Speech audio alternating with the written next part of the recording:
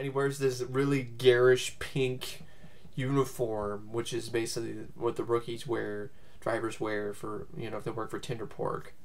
And then you get this brawl, but before the brawl, one of the most fucking, I cracked up. I was laughing. I was almost on the floor, off my bed on the floor, laughing at this because it was so unexpected.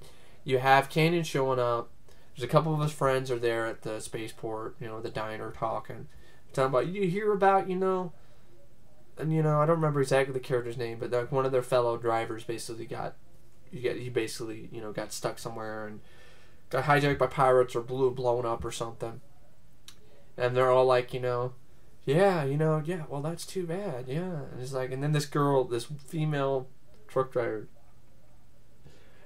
deadpan, completely deadpan, and this is what sells it. Totally unexpected, and I'm cracked up. And she's all like, yeah, there wasn't nothing left of him but his dick. I'm like, I mean, come on. It was so totally unexpected. They're talking about a funeral, and then she comes in and says there wasn't nothing left of him but his dick. I mean, come on, it's just classic. It was fucking hilarious. I was rolling on the floor. And you're like, well, that's a mean. That's, you know, that's the type of humor that this movie. There's a lot of dicks and cocks references in this movie. I don't know. Stuart Gordon, I guess, wanted to get his cock fixation out of the way with this movie. No, I'm just kidding. But anyway, I mean, how can you not laugh at that? Because she did it so seriously. She was not even laughing at all. It was just like, there wasn't nothing left of him but his dick. Then you get into the brawl, and George Wendt, you know, they get in a brawl. Stephen Dorff is like, you know, gets in the fight in the brawl as well. And what happens is, you know, one of his dumbass, you know, bodyguards, they bring a gun, they shoot a hole in the hull, which in a sense, you know, you're in space, so it starts to get, depressurize, and so he's getting flown backwards. George Wendt gets flown backwards, and his big ass, you know, basically, you know, covers up the hole, and then he gets basically crunched a little bit in half and sucked into space. It's not done gorily, but it doesn't have to be. This film feels like a comic book, and it works. It's like a comic booky type, you know, action sci-fi comedy flick. It kind of reminds me in a way of maybe the Ice Pirates, but with a darker edge. So anyway, now Canyon realizes, all right, you know, but I need a load to get out of here because now the police are after me. So he finds a way, this crazy stuff, a good production design. He goes into the women, suddenly they go into the women's bathroom, and you're like, what the fuck? And you know, Stephen Dorff from Debi says, Stephen Dorff said, that's the wrong way, that's the wrong room, what the hell are you doing, Canyon? And they open the stall, and there's this woman that's all like, what are you doing here? You know, what are you doing? Get out! And he basically grabs this woman, and basically takes your head and opens it up, and you're like, what the fuck? And it's like, it's a little control panel. It's basically a secret entrance to a secret, you know, underground room where this guy, this weird looking, kind of cross-dressing looking guy, basically gives Canyon another load. But this is the mysterious, there's supposed to be a bunch of sex dolls, but it's not sex dolls, it's genetic robotic warriors. So anyway, they end up getting a load, get away from the cop, but the cops show up, and it looks like the cop uniforms are basically basically reused props from Robot Jocks to me. And they're like, pull over, Canyon, and it's like, no, and he does a good maneuver with the, you know, and sends there's like these little floating, they're kind of like markers, mile markers, almost, you know, basically like barriers, floating barriers, kind of like the ones in Back to the Future Part 2. He sends them flying the cop cars, and one of them blows up, and they go into space, and, you know, and you know, Debi Mazar and Stephen Dorff are going for the ride, and, you know, Debi Mazar made this agreement with Dennis Hopper that she would marry him if he ended up getting her to Earth. And so they're sort of engaged, but, you know, not willfully, you know, kind of thing. And then you basically, they don't even really get that far with the load until they end up running into an asteroid field, which is made of, you know, which is actually a really clever sequence. Because, you know, they're looking at asteroids. They see these asteroids on the radar. It's like, where are these asteroids? And then you run in, and then they get in a little bit further into this field. And then, you know, Dennis Hopper's like, Black Rock! And you're like, it's like rock that's black in space. But since it's black, it reflects, so it looks like it's just space. You know, it is really clever. It's really cool. And that's when they end up, their truck gets compromised, ends up losing their coolant because one of the black rocks hits them, and they're goners. There's only like the escape pod only has room for 2. They're basically roasting alive. The ship can cool itself off, but they don't have enough time. They don't have anywhere to go. And they're basically stuck there. And so you have this little bit of romantic tension between Debi Mazar and Stephen Dorff as they disrobe. And then, you know, Dennis Hopper comes in and is like, "Oh, it's a little hot in here, huh? A little hot in here, huh? Yeah, let's take our clothes off." Come on, Mr. Smooth. You know, come on. You know, Mike. The only reason why you took your clothes off was that, you know, so you could get a look at my wife's tits or whatever. It's just like Stephen Dorff's character's name is Mike, so it's kind of cool. So, you know. So anyway, they manage, you know, it's just getting really hot. They're goners, basically. They decide that their fate, you know, they decide their fate is sealed, so they take out some beer and just start chugging it. And then here comes this giant freaking spaceship. It looks like the Silico almost from Aliens, a little bit upgraded a little bit. It's got a pirate logo on it. And these space pirates basically, you know, capture them.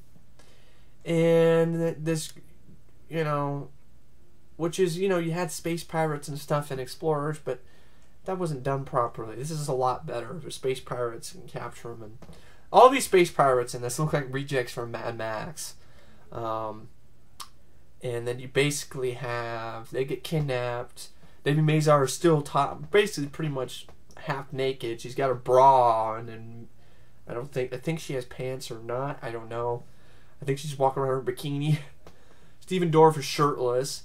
Dennis Hopper's got his cap on, but in his like a jockey, you know, sleeveless shirt and like shorts, and he's stuck in that uniform for half the movie, and you don't really care.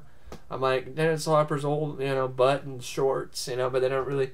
And so they get handcuffed and tied to the pipes, and here comes the leader, and you see this peg-legged guy, and who's a robot, you know, half robot.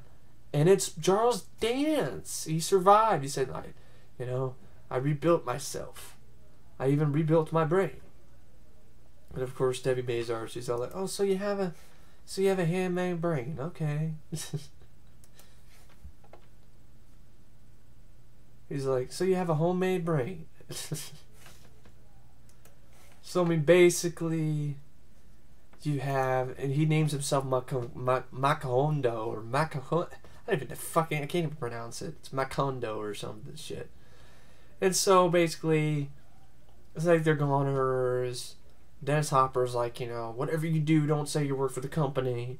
And then basically, Debi Mazar basically says like, you know, if you let me go, and you know, I'll have sex with you, you know, and then you gotta let my friends go too. But if I have sex with you. And so it was like, "Ooh, I'll take you to my quarters." And then you get this scene, which it reminds me of like Nothing But Trouble, and it's sort of morbid humor here, like Judge Valkenvania. You know, he's looking gross and nasty looking, and he's talking about, you know, and getting in the mood. And Debi Mazar was like, "Ew," and then then he says this line. This is so insane and ludicrous. He's all like, "I emit a low-amp electrical wing pulse designed to drive women wild." Only Charles Dance can deliver that line with a straight face, and it's just classic. And he's like, he's trying to get it started. It's not working, so he's like, and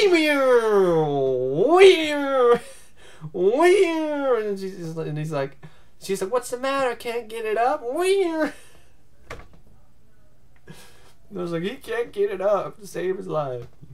So he gets it working, and it looks like he's about to, you know, get some penetration, and then she pulls out these hoses on his back and starts leaking green fluid everywhere. And she steals his clothes and almost is able to trick these stupid followers into letting Dennis Hopper and Stephen Dorff go, but doesn't work. And so basically now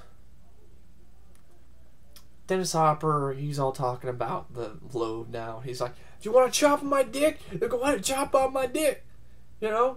But you gotta check that load first, you know?" It's like, you know, who says I'm going to chop off your dick? And there's a lot of dicks and cocks in reference to this movie. I just swear to God, I don't really have too much of a problem with it because I don't know. I say it in reviews every now and then, so I don't know. I got a dirty mind. Sue me. Not a dirty mind all the time, but, you know, probably about 50% of the time, probably got a dirty mind going on.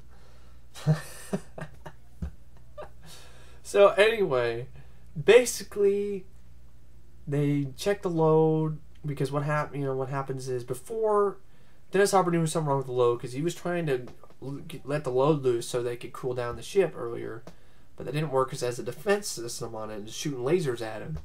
So basically, the pirates destroyed the laser system before, and so they basically cut a hole in the thing, and that's when Charles Dance realizes, oh, it's his babies, my babies, I created them, and he still has the controls for them around his neck. And then basically, he's looking around, and he's all like, you know, and then one of his guys is like, one of them's missing. What? And then you see the robot, you know, the genetic warrior. It's all its glory. Just all these space pirates guys are trying to shoot it, and it's just bouncing. Bullets are bouncing off it like nothing, and it's going around. It's making like, it's just kind of like camera flashes, but it just incinerates people. So it's like, and it's like, ah, they're shooting, and it's like, it's just, and it's like, in the genetic warrior, it also knows martial arts, so just epically wasting guys, just like. It was just awesome. It's awesome sequence. Just epically wasting guys right and left. And then, you know, disintegrating people. It basically decapitates one guy because it incinerates his head. And then you have, you know, a couple cheesy moments of like seeing stuff on a string when it incinerates it.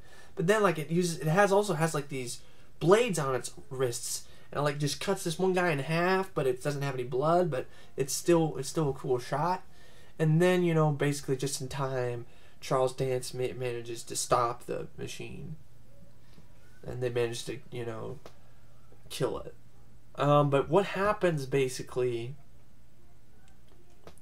is in the scrum, basically what happens is, you know, Dennis Hopper and Stephen Dorff manage to get away, and it's all in the fire, you know, in the middle of the firefight. They get back in the truck, and they take the load. And they get out of the ship. And the ship basically blows up because it got depressurized because the robot shot holes in the ship. But I don't know. I think it would implode. I don't think it would go boom. But that's okay.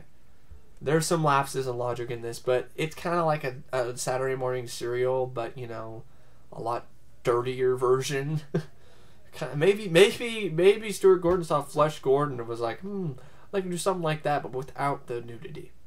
So anyway, you basically have, they get out of the ship, and I guess now the rest of the film is about, you know, getting the load to Earth and basically finding a way to, what these things are and figuring out how to deal with them. And here's one problem I have with the film. It's like, why, if there's a hole in the back of the trailer, and this trailer extends all the way, but actually, I guess it's just that one trailer, because there's other trailers that the hole probably wouldn't affect. But if it's depressurized, wouldn't it like be a chain reaction and depressurize and crush the one trailer, and then crush another one, and then crush the next, which then would crush all the warriors, because by the time they got out of the pirate ship, there's a giant hole in the back. So I think it would just depressurize everything. But I don't know anything about science, or the freaking warriors would just be thrown out into space one by one. But, you know, it's a little nitpick. But the rest of the film is really suspenseful and really well done and creepy. And the effects are great by Optic Nerve.